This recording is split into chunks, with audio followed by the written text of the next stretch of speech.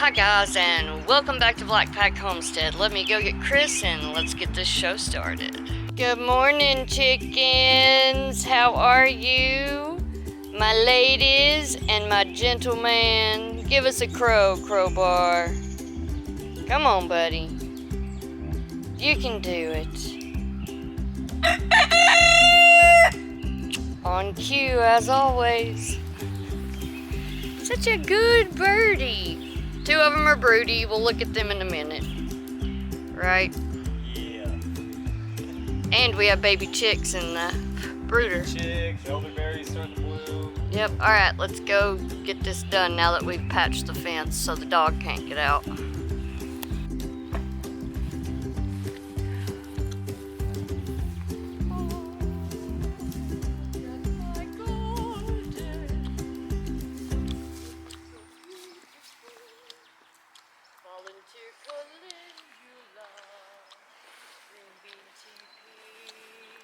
Not toilet paper. Greasy Bean's gonna grow up my TP, and me and Hattie are gonna play in here. I got a volunteer calendula, I got volunteer tomatoes in there, there's a big tomato over there. Volunteers, the joy of life. Okay, now, in all seriousness, we've done the animal chores and now we're gonna show you a little bit of the garden, and that's probably gonna be the video because I'm feeling kind of sick.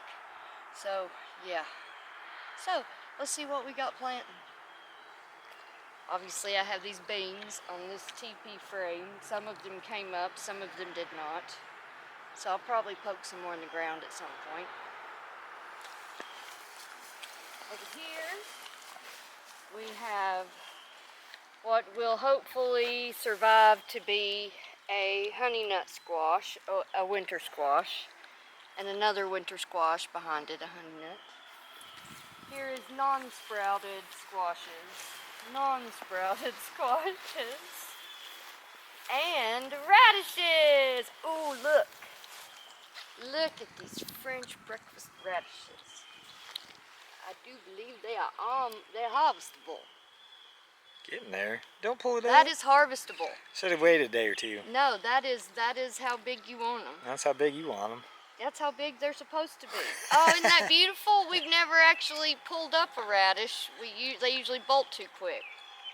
You know? Oh, something's been gnawing on it right there. It was me. Like a pill bug. I was hungry. Eat it. I'll eat back. I can't because it's too fibrous. They have to be cooked for me. But yay, radishes, radishes. And here in this row on this trellis, we planted beans. Some beans came up, about 3 or 4. Then the bugs came and ate them. And then I replanted them with Hattie, which was just like a week ago, I think. Was that this week or last week? I can't remember. So as you see, no beans. No beans. Here's one that sprouted but got ate. Rabbit damage. I said that'd be a good trellis for Malabar spinach. We've got tomatoes planted on that side. Yeah, it's okay. They like each other. Well, since the beans didn't come up, hey, wait. Oh no, that's that dandelion I keep getting excited about. Okay, it's not that it's a dandelion, but I think it's something sprouting that I actually planted. So yeah, I think my beans were just, I didn't do a good job saving them mostly, and the ones that I did have were pretty old. So yeah, I think we should plant Malabar spinach. Malabar spinach. On this side of the trellis. So yeah, and over here we have the Great Wall of Tomatoes. I did not get my start started when I normally do, or my seeds started. So these tomato plants have been sprouted 4 weeks maybe. And so I went ahead and planted them instead of potting them up. And I have others, you know, because I sprouted like 6 of each variety. And if the flea beetles kill these, then I've got another one to put in its place. So I potted those up so I can replace these if this experiment does work. Because I've never planted a tomato start that small. But they have grown in the week that they've been in this ground, definitely. Definitely. They're definitely getting attacked by flea beetles. See all those little bitty holes? I hope you can see it because I can't. See, and this one's got it too. But I figured if my volunteer tomatoes that volunteer almost every year, and I'll let a few survive just to see what they are, if they can survive the flea beetles being a sprout, these guys hopefully will.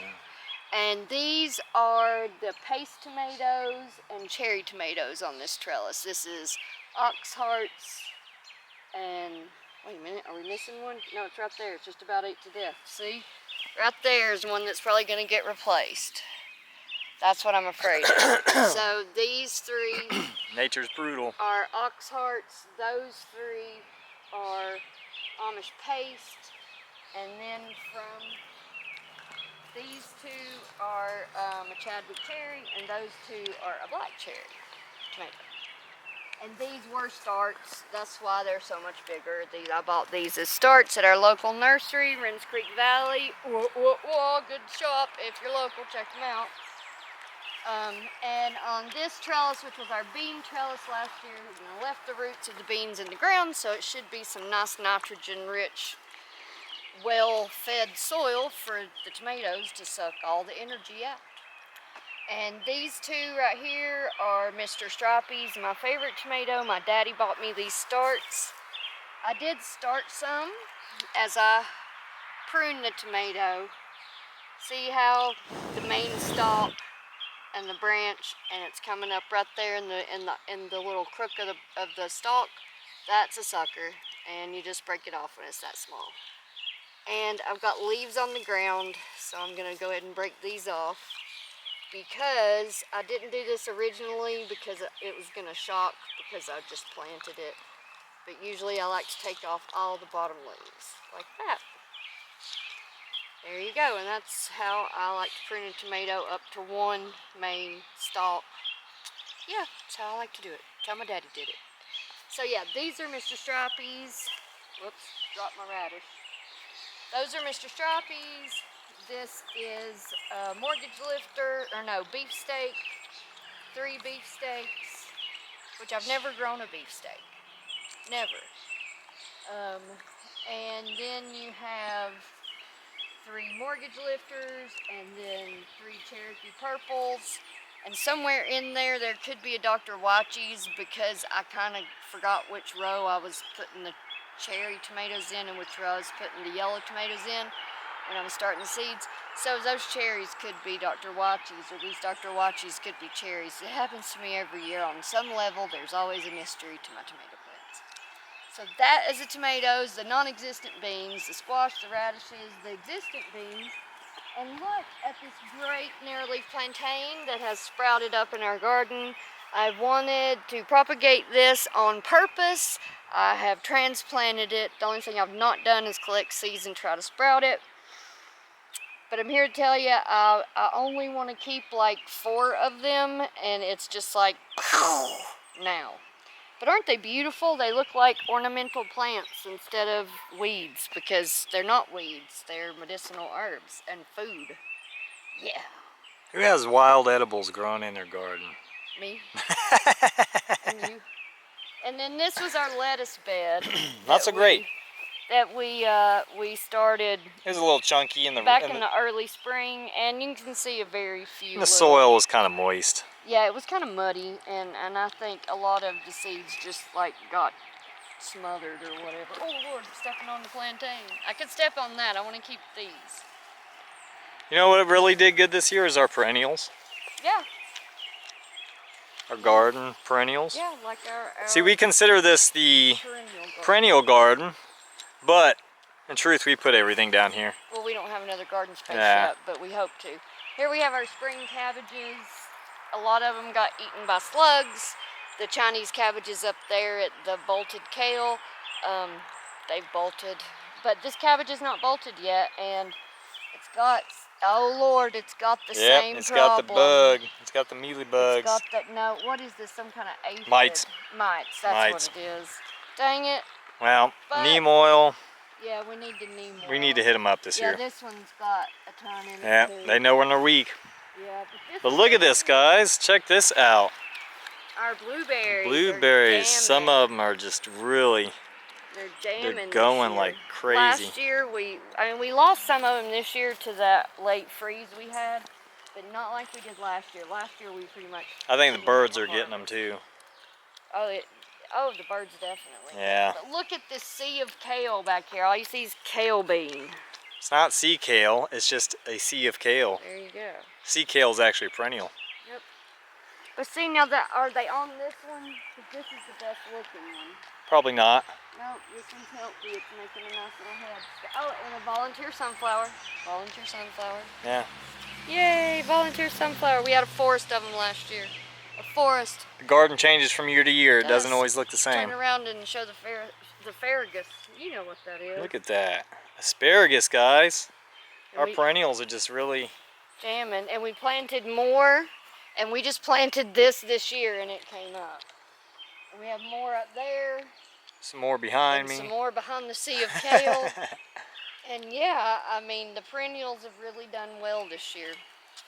Yeah, can't sprout a bean to save my life hardly, but the perennials, I know. good. Tell me grew about radish. it. Usually beans are easy. Oh gosh, speaking of not being able to grow things, last year I put a rutabaga in this little raised bed thing we have over here. Well, it's been in there for over a year. It never grew a root. It grew like a carrot. And now it's went to seed. So I'm going to go pull it up, but I want the seeds. I want to show you the root, but I guess we'll have to wait till it finishes because I want the seeds. You know, but it's pretty cool. All right, there's the asparagus. Back there behind the sea of kale, we tried to plant a row of corn, but that area of the garden, must be somebody walking. Yeah, it is somebody walking. But the area of the garden back there closest to the woods, we're just deciding we have a hard time getting anything to grow there, and we're just going to let the woods have it back and continue that way expanding. Yeah. We still have stuff to plant. We've got pumpkins I've sprouted, Homestead Rewind pumpkins. Thank you, Dee, for those lovely pumpkin seeds. I adore them. That was one of the first things I said is I've got to try to And they're sprout getting those big. seeds. Yeah, it's time to plant them. I just, haven't got out here to do it yet. I'll probably do it this evening when it's cooler. And I've got sugar pumpkins to plant. We've still got to plant cucumbers. So there's still a lot of things to go in the garden. Because now I finally feel safe to do it because we have such late freezes. So you never know. So yeah, and up here we have some chamomile going on. Some yarrow, some Queen Anne's lace, yarrow's budding. Now some lovely organic toilet paper growing right here. Mounds of it, guys. Lamb's ear. And we have chamomile growing in the lamb's ear. Yeah, chamomile spreading all over. All this chamomile. Oh no, guys, we got too much chamomile. What are we gonna do with it? These are the strangest chamomile flowers. You know, I just like to pull them off and eat them. It didn't flower last year. This is the Roman chamomile, not the German chamomile. Look, something looks like it's ate one of our asparagus starts over there. Yep. Something nipped it off. I bet you it was the wild rabbits. I bet it was. But that's an unusual looking chamomile flower. But it is the Roman, not the German, and we normally grow the German, which is what this one looks more like. See how it's more rounded? I don't know. It's not as flat. I don't know. Different environment. No, it's two different varieties of Smells chamomile. good though, don't it? Yeah, it's two different varieties of chamomile is what it is. And stick tight, you want some more No, we don't wild need to stick things. tight. You know, It's emergency food. for the animals. And yeah, I've still got flowers to plant. We've got a rosemary. I almost bought her a friend yesterday, but I talked myself out of it. She needs a friend. Well, And we can do cuttings and make lots of friends. the oregano is just jamming. It's taking over that bed just like it should. And yeah, that's Feverfew spreading. Feverfew, yeah, I about forgot that. Feverfew right here. Another asparagus shedding its seeds, laying down right there, which is good. More seeds, more asparagus. And yeah, that's pretty much the garden at this point where we're at. in the season. We got a good jump on it with all the perennials. Well, yeah, that's why we planted them first. One of the first things we did was plant our fruit trees. Not that we've got a good harvest the past couple of years, but, you know, pests, things, life, you know, just is what it is. All right, Malabar spinach on the trellis. That's our goal. Malabar spinach on the trellis. No beans are going to come up. We're going to take all that mulch and rake that mulch back the best we can. I think that's part of the problem is it slides back in there. Yeah, it slides back over it and it deters. gets too deep. Yeah. Yep, I agree, because I pulled all that mulch back, but I just did it in a hill. I didn't like continue spreading it, and that's what we need to do. You're right. Because I put just a lot sprinkle over it. So other than that, we just been destroying the sea kale. Yep. The seed kale, giving it to the chickens. Gonna save seeds off of it, you know. Oh, it's gonna spread. Yep. Seeds are gonna be gold here in the next couple of years, I think. They are. They really are. Okay, if you have any questions, you know, we'd love to get to know you in the comments. Don't forget to like, share, subscribe. Sharing our videos is the best way we can grow our channel, and we can't do that without you. And without you, Chris will never get to stay home and take care of this sick old woman. So let me get him on this side of the camera so we can say goodbye. Alright guys, I hope you all enjoyed this episode of Black Pack Homestead. We'd like to see you again here. Make sure to hit that like and subscribe button. And God bless y'all. Anything you want to add to the subject? Take care, guys. We'll see you here next time at the Black Pack Homestead. Bye-bye. And God bless.